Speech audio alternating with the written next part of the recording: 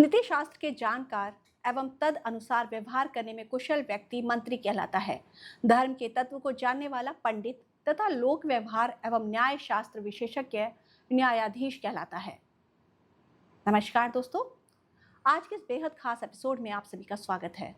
आज हम जिस समाज में जी रहे हैं वहाँ डिग्रियां तो बहुत हैं, लेकिन क्या सचमुच सही पद पर सही व्यक्ति बैठा हुआ है?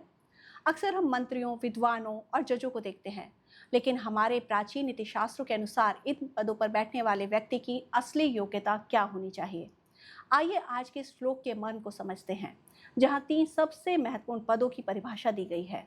नीति कहती है कि नीति शास्त्र के जानकार एवं तद अनुसार व्यवहार करने में कुशल व्यक्ति मंत्री कहलाता है। जरा गौर कीजिए, सिर्फ किताबी ज्ञान रखने वाला मंत्री नहीं हो सकता।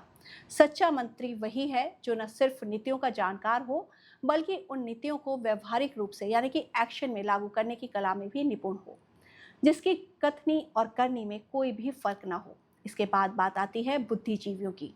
नीति कहती है कि धर्म के तत्व को जानने वाला पंडित कहलाता है। यहाँ पंडित का मतलब किसी जाति या विशेष वेशभूषा से नहीं है। पंडित वह है जो धर्म के तत्व को यानी कि जीवन के परम सत्य, कर्तव्य और मानवता के मूल सिद्धांतों को गहराई से समझता हो, जिसके पास केवल सूचना ही नहीं बल्कि आत्मिक ज्ञान हो। और व्यवस्था को सुचारू रूप से चलाने वाला सबसे महत्वपूर्ण स्तंभ के बारे में कहा गया है कि लोक व्यवहार एवं न्याय शास्त्र विशेषज्ञ न्यायाधीश कहलाता है।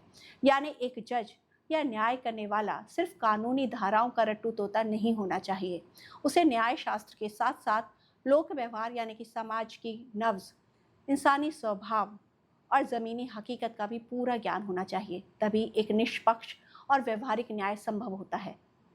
दोस्तों, सोचिए, अगर हमारे समाज, हमारे तंत्र में मंत्री, विचारक और न्यायाधीश इन पैमानों पर चुने जाएं, तो क्या कोई भी देश कभी पीछे रह सकता है? योग्यता का यह पैमाना आज भी उतना ही प्रासंगिक है जितना कि सदियों पहले था। इस अद्भुत विचार पर आपकी क्या राय है? हमारे साथ जरूर साझा कीजिए। आज के एपिसोड में बस इतना ही। अगले अंक में फिर मिलेंगे एक नए विचार के साथ। तब तक के लिए नमस्कार।